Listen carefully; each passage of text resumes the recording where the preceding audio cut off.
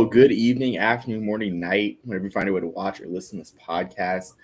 It's me, Omar, joining the Shady Sports Network again, and just here with my friend Sam on a nice Sunday morning. I mean, if you tuned into my channel yesterday, you would know that I released with a Brock of Team NBS Media, and we already got a comment interesting. Team NBS Media and Midnight Sports today at 4:30 in the morning to talk college football. I'm awake at 6:30 in the morning to talk ball with Sam again, indoor and USFL ball. So Sam, so glad for waking up. Thank you for waking up early with me. How's everything going? Oh, it's going great, and I'm really excited about this conversation. Despite what that first comment might say, I think this move has a lot of intelligence behind it, and it's something that the XFL showed can be very successful. So I'm definitely, like I said, very excited about this conversation, and I couldn't have picked a better co-host for it. Thank you for your kind words, Sam. And I mean, I couldn't agree more. I mean, I couldn't pick a better guest to discuss this with.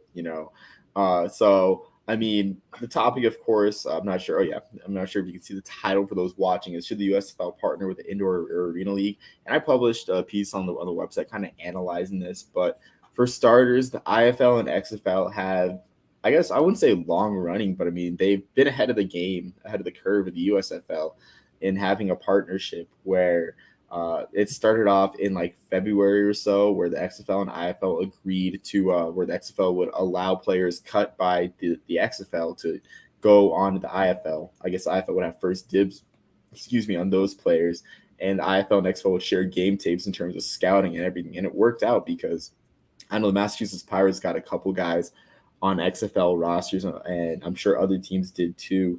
So the partnership was good in that aspect, and it got even better a couple weeks ago when the XFL decided to have an IFL to XFL combine. They're scheduling that for championship weekend, August 5th in Las Vegas, and I'm just so glad that they're doing this for I mean, I like both leagues, but of course I steer more towards the USFL because I'm loyal to the league that came first and completed the season first.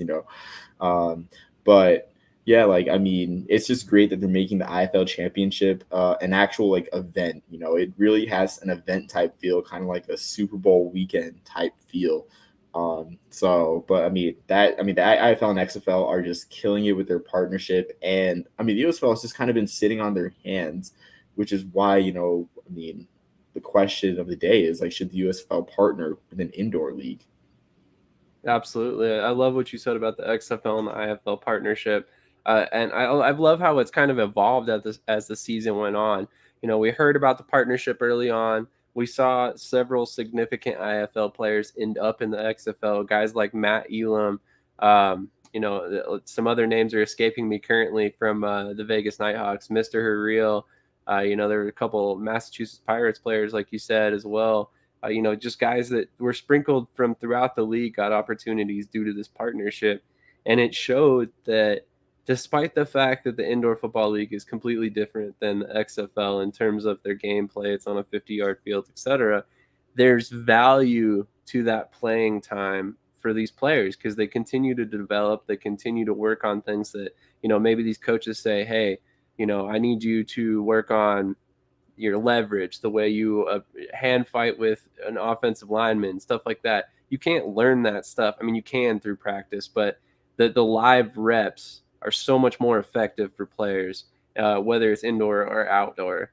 And I think the indoor football league in particular, something that I haven't really spoken on a whole lot, and I'd love to get your opinion on this as well. The indoor football league in particular, the way it's designed, it almost makes it to where it's a series of one-on-one matchups on the field. So essentially you have one-on-one matchups from the defensive line to the offensive line. You got one-on-one man coverage typically on the outside with the cornerback and the wide receiver. And then the safety, if there is one, typically just plays single high. And occasionally you'll get a rushing middle linebacker. So more or less everywhere on the field, it's very easy for coaches from outdoor leagues to identify what that player was supposed to be doing on a given down. And I think that kind of helps them evaluate the talent. Yeah, I mean, so I never thought of it that way, to be honest with you. I mean, like I agree completely for sure that it's a series of one-on-one matchups. I will say that it's more magnified too, with there being less players. I mean, I'm sure like that the scouting departments of like these XFL teams look at each like the positions that they're allotted to look at, like especially like some guys. I guess some scouts are probably allotted for D-backs. Some scouts are allotted for like linemen. Like you can't watch it all as one person. So I mean, I never thought about that before, and that's a really good point. For me, I think what I think of in terms of a skill aspect is I feel like the one-on-one aspect is more like for in the trenches, and like I was gonna say front seven, but it's more like a front like 3 or 4, or like in the box essentially. But I just feel like it's just I feel like you get better with your open field skills as a skill person. I know last week I forget who it was, but there's a receiver on the Tucson Sugar Skulls, excuse me.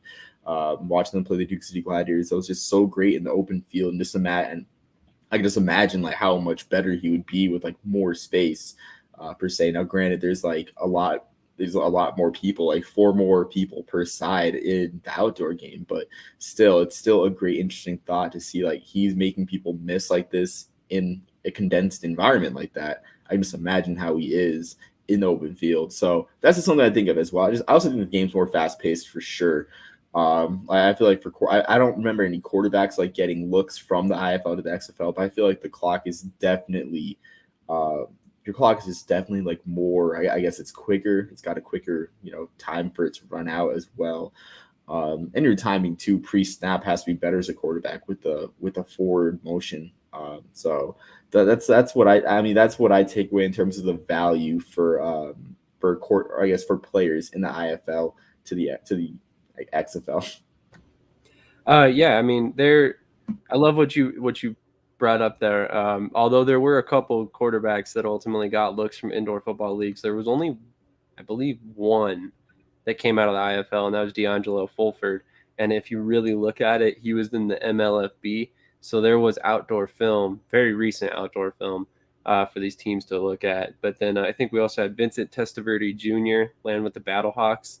Um, that to me, yes, he's an indoor football quarterback. Yes, he played for Albany briefly this season, but to me, he's a guy who's there based on connections. Anthony Beck played with his father once upon a time, so if he's going to look for a quarterback, why not throw a bone to your buddy's kid? From back in the day, it just makes perfect sense to me. And then we saw Mitch Kidd and DeAndre Francois get opportunities out of the FCF. So, I mean, for anybody who's saying that these indoor football leagues and the talent that are in these leagues don't belong at the next level, they aren't really paying attention, because a lot of these players that were drafted by the XFL in year one and the USFL in year one played in the IFL the year prior. Because what other options were there prior to the fact that the USFL and the XFL came back in 2022 and 2023 respectively? The IFL is in season 15 in 2023. That was the most established league, the best opportunity for these guys to continue their playing careers. So a lot of talent that should have been outdoors was already in the IFL waiting to be had. And so a lot of these guys, we spoke just a minute ago off camera, Toby Johnson. He's a guy who's bounced back and forth between the IFL and the USFL. And it looks like he has every intent and purpose to continue doing that. So kudos to him, first of all, for basically never hanging up the cleats. He just wants to continue playing every year. And then also on top of that, for continuing to pave that pathway both ways for players. That's one thing that I don't think a lot of people talk about, is the opportunity to play in the USFL and then maybe go down and play in the IFL, or play in the ELF or something like that in your off season. You're able to double dip, and it's basically more or less the same wear and tear you would get on your body in, say, an NFL season. So you may not be making NFL money, but it's a way to make a lot more income playing football without completely destroying your body at the same time. Yeah, and that's a great point about double dipping that I never thought of for sure. Because I thought one football season was enough wear and tear. Even like the USFL and XFL seasons being like 10 games long in the regular season, and then 12 if you do reach a championship. But that is a great point too, especially like with Toby Johnson, like you said. Because like in like one summer, honestly, like that's like It's like a lot. That's a lot of football to be played. I mean, I guess it adds up honestly to even less than an NFL season. I guess with Massachusetts making the playoffs, but I mean, still like that. That's just a great point and still wear and tear. But I mean, just these guys love playing football, and I mean, I just think it's great as well. I feel like if you never reach the NFL, the USFL or XFL is just a great consolation prize. I mean, like the XFL, I guess we're talking for the IFL. It's a great consolation because like a lot of teams are on network TV. You know, these games, like there's a chance for you to carve kind of like a reputation among like national audience of football fans. So, I mean, I totally think it's just a great consolation even then. So I guess going back to the USFL, I mean, when I did my write up yesterday that I published, I talked about the two biggest leagues and the two, I guess, most stable leagues in circuits on this, I guess, on the circuit, because there's other leagues that are just more regional and just kind of more like they're just tiny leagues, and even some leagues that honestly I think like are, I don't even know like how they exist right now, because I don't think all the teams are playing in some leagues, but I mean that's just the way that the arena football circuit is. Um, so I mean the two leagues I'm thinking of are the CIF, or not DCIF. I'm talking about my pet peeve, Champions Indoor Football, and the National Arena League. So I guess what are your thoughts on like the USFL partnering with either league? Oh, personally, I think it'd be a good idea with either league. Quite honestly, there's key aspects of both leagues in terms of why I think it would be a good idea. If you look at the NAL, one of the reasons why I am a firm believer that more NAL players need to get a look is the fact that they have superior conditioning. And I don't mean that as a disrespect to any player that is playing currently outdoors, but what other league plays Ironman football?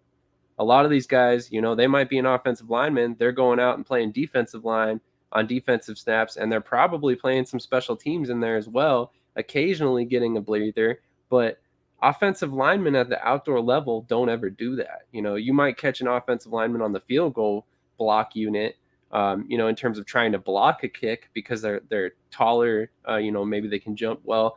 But at the same time, you don't really see two-way players anymore.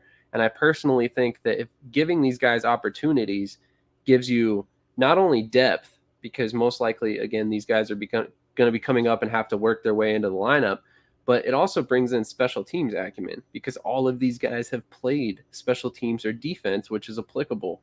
So I think that's one thing that they really need to look at going forward. And then when you look at the CIF incorporates a lot of different factors that you would find in the outdoor game, basically just indoor, just condensed. A lot like the IFL, where the IFL is a lot of one-on-ones, where you're able to closely identify what a player is supposed to be doing. The CIF is very much the same. Players do not typically play two ways. Some do. When you're Denarius Antoine's, guys like that. But even a player like that, maybe you bring in a guy like, I'm blanking his name at the moment. Man, Chris, help me in the comments. What was the Rapid City wide receiver who played defensive back? Jaheim Bird. That's a guy in my mind who makes a lot of sense for USFL roster. That we've talked at length about the fact that the USFL rosters are highly restricted compared to the way that XFL has allowed their rosters to kind of flow throughout the season. So bringing in a player who can play literally all three phases of the game. He could be a defensive back. He could play a wide receiver. He's played some running back. He can return kicks, or he can cover kicks. I mean, you bring in a guy who literally can play every facet of the game, and you just stash him as depth. Maybe he's your fifth wide receiver and your fifth defensive back, but then you don't have to carry, a fifth wide receiver and a fifth defensive back. You're saving a roster spot there, and that's one of the values that these NAL players and some of these CIF players bring. Yeah, so I think the special teams point is just an amazing point. Like, and not just because I love special teams, played it in high school, and like that was kind of my niche. I mean, I've loved special teams since Vince Papali in Invincible, or Mark Wahlberg in Invincible. But I just think it's great because that's where players going to break in. Even like undrafted guys, like not even if like you're trying to make it from an alternative league. or like undrafted late round guys, like they're gonna make it like or on special teams first. Like everyone knows about Terrell Davis getting his roster spot, on special teams, making a big hit on a kickoff, and like that's the example everyone goes to. Like that's it. That's the first one in my mind, of course. So I mean, like it's just great that the NAL offers that for sure. So that's honestly like it makes a lot of sense. I do feel like the USFL would want to partner with a more stable league, like because the NAL right now at 5 teams, and I'm not just saying that because Antonio Brown, but like the NAL's at 5 teams, and I guess it has to feel like a regional league, which like there's nothing wrong with that. But I will say that the one advantage of the NAL is it has teams in Orlando and San Antonio, so that could be a way for them to encroach on enemy territory, to kind of be in enemy territory and like poaching talent from enemy territory.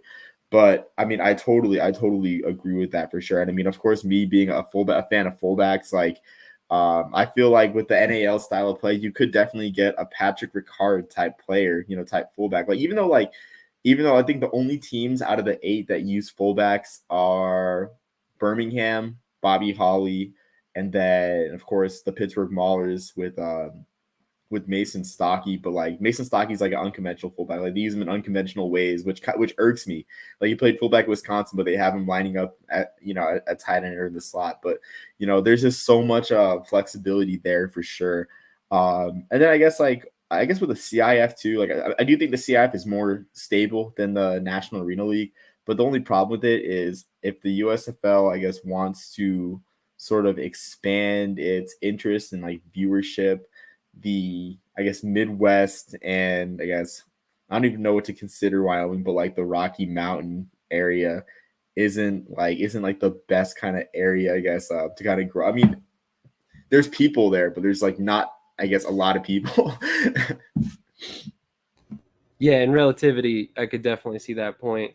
I will say though that might have its advantages. If you notice that, well, obviously I notice I'm a Colorado guy, but a lot of these schools around here don't really have the NFL interest that a lot of these bigger name schools on the East Coast and the West Coast have.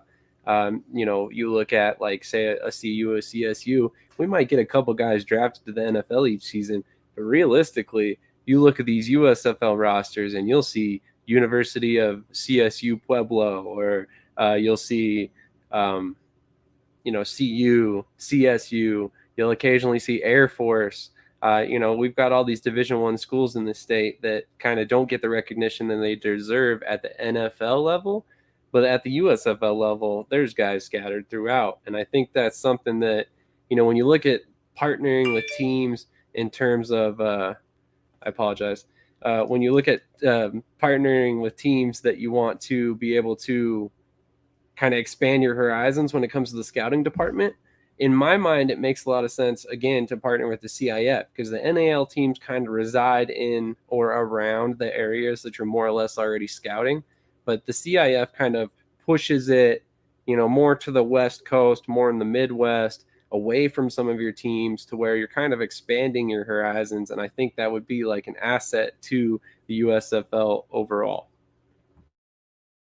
Yeah, I mean, especially too with the hub model. I mean, I can't imagine why like teams. I can't imagine teams in, I guess, Wyoming, Montana, I guess Iowa too, since there's an Iowa team sprinkled in the CIF. I can't imagine they have much interest in the USFL because who are they going to root for? I mean, there isn't really a team close to them. There's definitely not a hub close to them as they're in the hub model. The Denver Gold haven't been resurrected yet. They're not a brand that's been unlocked, and I don't think they're on the list of I guess copyright or trademarks that have been I guess transferred. Like the people that are into like looking up which team trademarks have been transferred. Like they haven't been like, I guess, pulled out of that. So I do think it definitely is good. I also think a partnership would be great for USA because lately I'm no expert on, I guess, programming, on cable network programming or like TV programming, but I mean, I've been watching this YouTuber, I mean, Captain Midnight, or not watching, but listening to stuff on the drive to work, just trying to like, I guess, like kind of have like some white noise in the background. But I mean, he did an analysis on USA, the USA Network, and there's only one scripted show on USA. the bread. I mean, like USA's bread and butter nowadays is like Premier League soccer and like the occasional USFL game. So I feel like parting with these leagues and airing maybe the championship game or airing some live content that'll bring viewers to the channel, whether it's an NAL game or a CIF game, and like promote it like it's a developmental league. Like you're gonna see these guys on Saturdays and Sundays on NBC. I really feel like there'll be benefit for one of the USFL's network partners from like a broadcast perspective. Yeah, and maybe that's something you can work into a partnership with one of these leagues, and it's something that we really haven't seen with the IFL, and I thought was kind of curious, and I'm glad you brought this up. But, you saw the XFL partner with ESPN and Disney for their 5-year deal with the broadcast rights.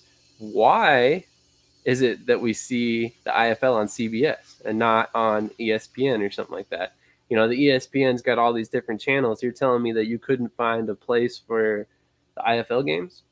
I personally think if you put out the IFL games on a network like ESPN where people are going specifically for sports, you're going to get a lot bigger viewership for the IFL than you might think. We know this because we watch it on a weekly basis, but the amount of circus catches, over the wall interceptions, or just amazing kick returns or huge runs that happen every week is almost not comparable to the outdoor game. It's so much faster, so much more exciting indoors because of how condensed it all is. It's not unheard of to get a guy returning multiple kicks for touchdowns in a single game. And, to be quite honest, I think that, we just got a comment that says more airing would help. I think it would dramatically help. I think it's really important that these leagues look at that, and these TV networks on the flip side look at that. Even if it's a situation where the fact that the IFL belongs on the ESPN 2 or 3 or whatever it is, and it's literally you're not even paying them, or you're paying them a very small amount to broadcast this product. It's giving you more or less free, or not free, I don't want to say free, but more or less very cheap content to put out on your networks, because at that point you're not paying the broadcasters. The IFL already is. A lot of this stuff is already pre-packaged, ready for you to just throw on TV, because the IFL is already doing it for themselves. So I think that's one of the elements that TV networks really need to look at when it comes to these leagues, because these leagues are currently broadcasting themselves. So all of this stuff is already in place. Maybe it needs to be modified, maybe it needs to be tweaked to be better. But that's another thing that these partnerships should really be looking into. Yeah, I couldn't agree more. I mean, especially now, like the point with the cheap content, especially now, like with the ESPN layoffs happening, and like we don't know what the future holds for ESPN. Like it's not a dire situation, but I'm sure ESPN would love to benefit from cheap content to air and not having to, I guess the IFL or the IFL at the home teams provide commentators, and like they redo the stream, because like a lot of teams. I mean, honestly, like I feel like the IFL produces all the streams on YouTube. They're all very high quality streams, and then ESPN can just freshen up here and there, like whatever production value is needed. I mean, looking at the IFL, IFL's in big markets right now. Like they're in Oakland or the Bay Area in general. They're in Las Vegas now. Excuse me. The Arizona Rattlers are a household name. The Iowa Barnstormers are a household name. And then you have, of course, Boston with Massachusetts. You have, who else? You have Frisco, the DFW. So there's big markets that probably would tune in, big home markets that would tune in. I'm not saying the ratings are going to be a juggernaut, but I mean the ratings will still be interesting. And then like for the USFL, if they were to do a partnership to provide free programming for USA, I mean you have teams for the NAL in like Orlando, San Antonio, and then out in West Texas, being the whole West Texas kind of corridor for Odessa. Even though like in El Paso, I'm not sure, living down here in El Paso, I'm not sure how many people know the West Texas Warbirds exist, but still, the point still stands. And then of course, forgot to mention Jacksonville, the Jacksonville Sharks too. So. Well, one guy definitely knows they exist, and that's Kenyon Burney, who tuned in earlier, a current West Texas player. Thank you for turning in, Kenyon. Earlier, I had asked a question in the chat, and I said, which NAL or CIF players do you want to see in the USFL? Chris gave us a couple suggestions. He says Malik Henry, Kenyon Burney, and FBL. So definitely Freddie Boy Luth for the record. So definitely good picks all the way across. A couple more comments from Chris. Malik Henry with his arm would kill it. You are on to something if you think Cole Kelly is better than Sam or Malik. You are on something. Sorry. Honestly, Mitch is better than Cole Kelly. He's saying more airing would help. Man, where was this energy during the week? And I'm Team IFL all the way. But if any of my NIL brothers got the opportunity to be on TV, I would be hyped. Chris, for about the millionth time, man, I love the IFL. I don't quite go to your level, but I definitely think that the IFL has a lot of talent in the league. I think that a lot of the guys have been overlooked, and I think they never got the opportunity they deserved outdoors. But does that mean that they're necessarily all better than the players that are there? No, it does not. It also doesn't necessarily mean that they're not comparable level of talent. It doesn't mean that anything politics is standing in their way. It might just be as simple as literally connections, the people you know. If you meet a coach at some point and he ends up in the USFL, you're probably going to get a good opportunity to end up in the USFL. And a lot of that is just coincidental. I don't think it's, harsh intentions or anything like that by coaching staffs. I think that's just how it falls. We got one more CIF player mentioned, and that's D2, Denarius Antoine. He can play linebacker, safety, special teams. He could probably lead your cheerleading squad and also play some running back. And you know what I mean if you've ever watched D2 play. He dances before plays, after plays. He's a big dancer, so he's definitely fun to watch. Yeah, I mean, those are just this is so much talent. Like, it just shows you the wealth of talent in like both leagues. That like, I mean, a lot of those players, like, I mean, I've never had the opportunity to watch. I mean, I choose to watch IFL. I mean, they have like an easier, I guess, a more exciting like interface with around the IFL live, just like whipping around the games. I was showing my mom at the Duke City Gladiators game. I was like showing her on YouTube. I was like, oh, I'm like, look, like they like go from all the games I was showing them, like, look, they're gonna show another team's play right now, and there's a break in the action, and it just so happened that like they were on the Duke City Gladiators game, like that we are like watching right in front of us. I guess around the IFL, like, they were tuned into that one, but still, like, just like, I mean, the wealth of talent in both leagues is amazing. I guess sort of like put a bow around this discussion. I wanted to bring up the Arena Football League, which we are 3 days from their big announcement, which I'm thinking it's a host cities and everything. And we talked about the CIF and NAL because they're like the two biggest leagues remaining for the USL to partner with right now. But honestly, the Arena League provides a really fascinating opportunity because we were talking off camera about how the Arena Football League is still very much like in people's minds, whether they know it or not. Like we were talking about, like you mentioned the Antonio Brown fiasco, and they called it the Arena League when it's like not true. It's like that's the National Arena League. It's like not the Arena Football League. But the Arena Football League has a rich history. They're a fixture on network TV for almost a decade and everything. Like I mean, before I go to bed, I look at some football games, and I found a couple Arena Football League championship games announced by Brent Musburger. Like it doesn't get much better than it doesn't get that much more big time than that. And now the Arena Football League wants in, it's coming back, and I totally feel like if they were to partner with the Arena Football League, and something I wrote about is like it's possible that maybe the Arena Football League gets a better like streaming or broadcast deal than the IFL, and players jump ship from the IFL to the Arena Football League just on name recognition alone. And even then, if the USFL, there could be the perception, even though perception is not always reality, there could be the perception that the USFL is getting much better talent if they were to partner with the Arena Football League, just because when people think Arena Football League, who do they think of? They think of Kurt Warner. So they're immediately going to think that, I guess, they're getting Kurt Warner, like the next Kurt Warners to play in the league. So I want to know your thoughts on the USFL partnering with the potential revived Arena Football League. I'm all for it. I'm all for it. If they're able to come back with the level of pay, team, model, etc., that they're speaking of.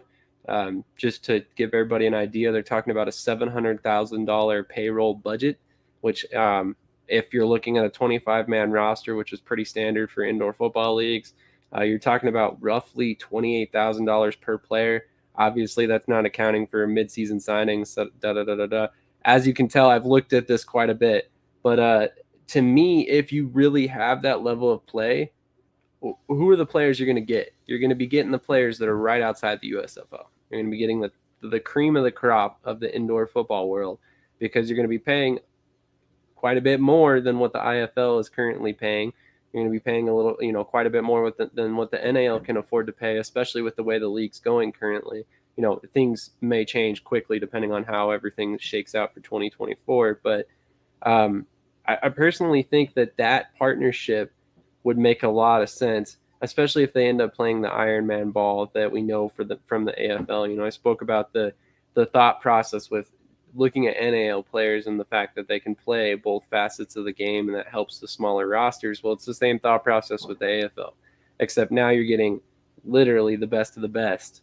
The guys who aren't outdoors yet, and get that opportunity to kind of further filter the talent once again, which I think is very important for these outdoor leagues as well. Because let's be honest, as a fan, and as somebody who covers the sport, I often get overwhelmed with all the different arena football leagues that are out there.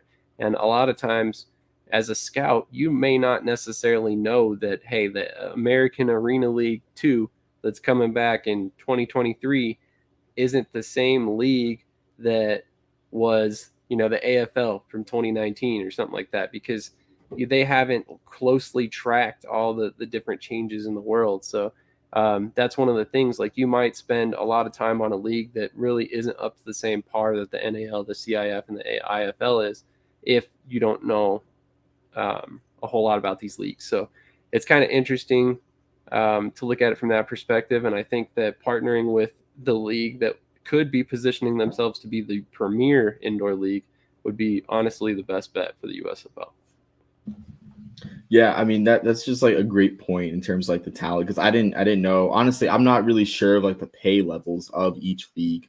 But I mean 28,000 sounds, 28,000 with the job in the off season is definitely like a great position to be in financially with both leagues as well. Then Ironman football too, the point you make too, because like, I mean, of course, we all know the IFL plays platoon football. Like, there's nothing wrong with it, I mean, to like the casual fan, doing something on a Saturday night, like they're not going to care that the guys are playing both ways.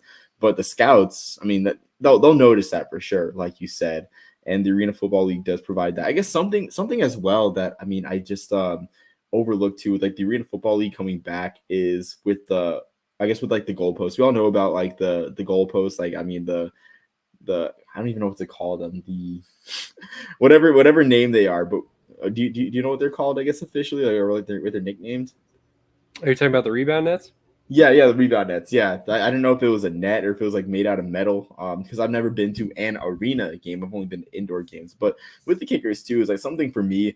I love watching kickers in the IFL make deuces for sure. So like the kickers in the IFL are, I guess, I wouldn't say they're trained to have bigger legs. Like, they're trained to have like big like strong kicking legs. They're trained to have that, just with the deuce rule, which, like, if you're unfamiliar with the indoor football game, watching from my channel, I know my channel doesn't really, I guess, draw in the indoor football crowd. But a deuce is when the kicker kicks the kickoff into the goalpost, or into for a field goal essentially, and it's worth 2 points, hence the name deuce. It's a really exciting play, and I mean, that's as much a reason to attend an indoor football game as any. But I mean, just in terms of accuracy, and then now with the rebound nets, with like the narrower goalposts in the Arena League, like, I mean, you can get some really great kicking talent.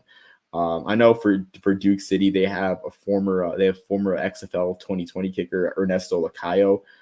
In fact, he's such a star player that he is on one of the posters that they hand out after the games. He is front and center, so as the guy. So, but I mean, that's neither here nor there. Just something I thought of. But yeah, like, I mean, honestly, the Arena Football League provides a bunch of intrigue.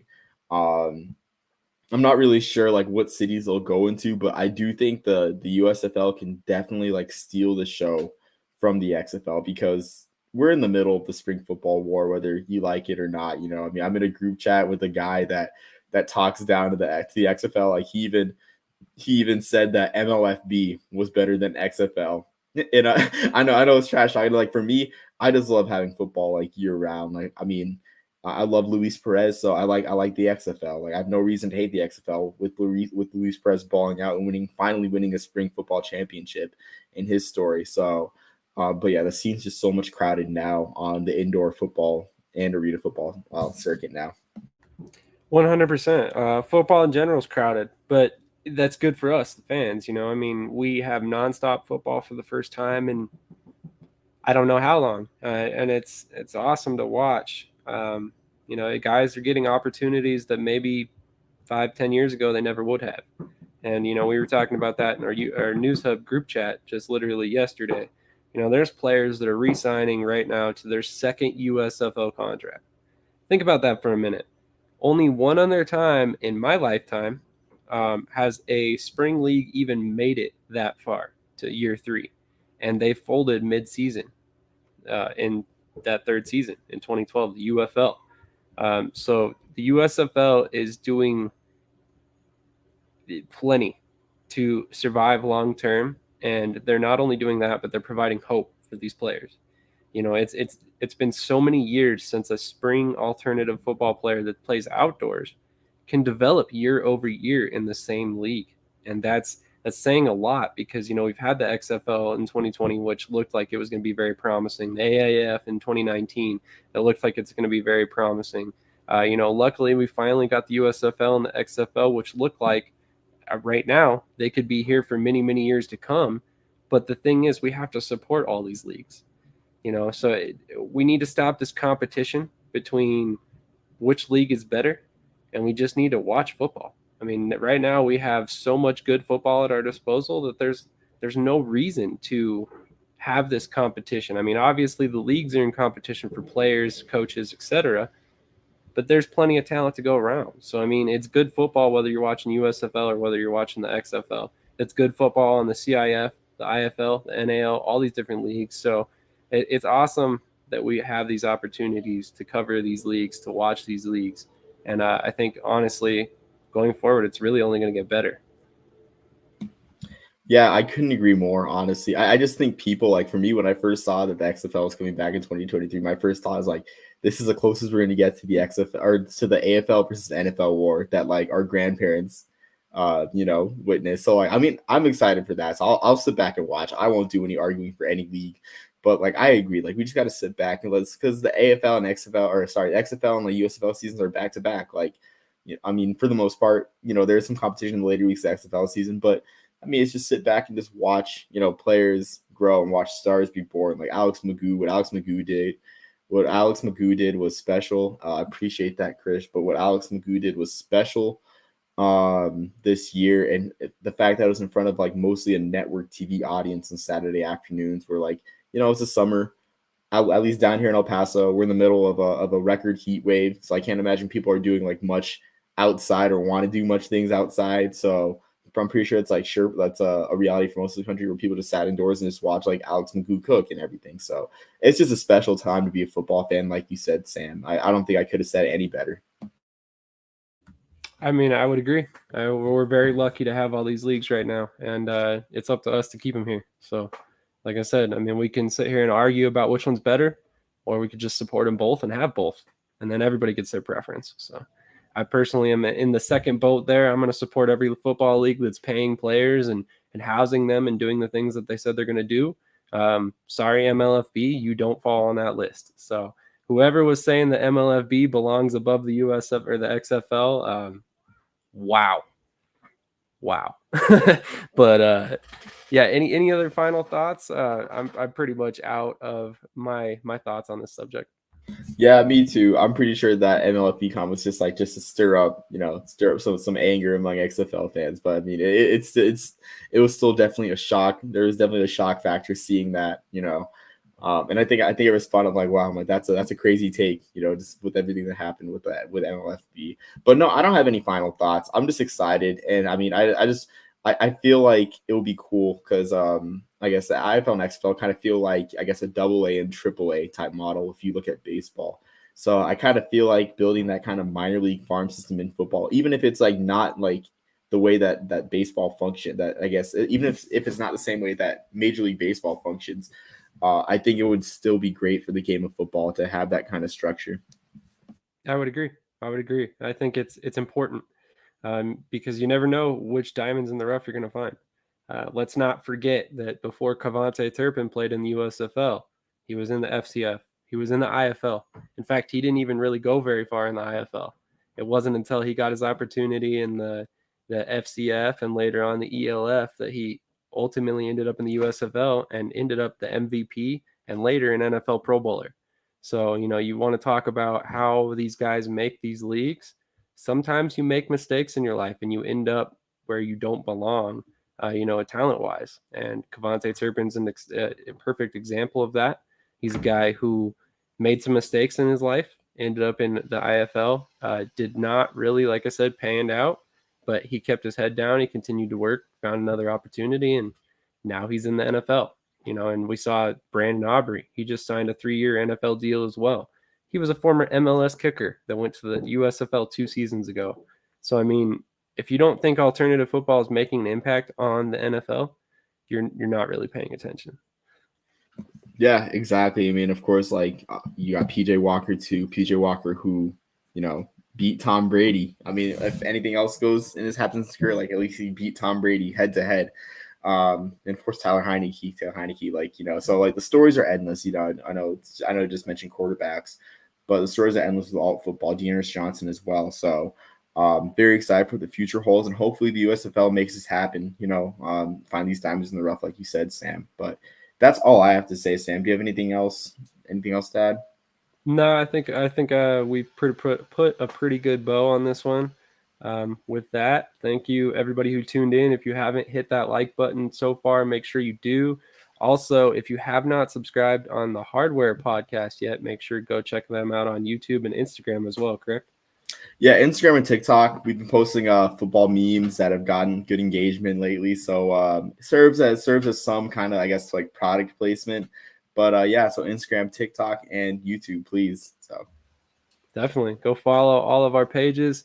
You're only going to get continued nonstop football coverage. So stick with us. We're going to be covering all leagues, all different sports, and it's only going to get better from here. With that in mind, I'm a game changer.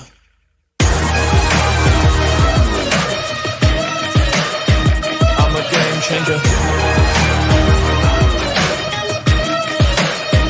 I'm a game changer. I'm a game changer.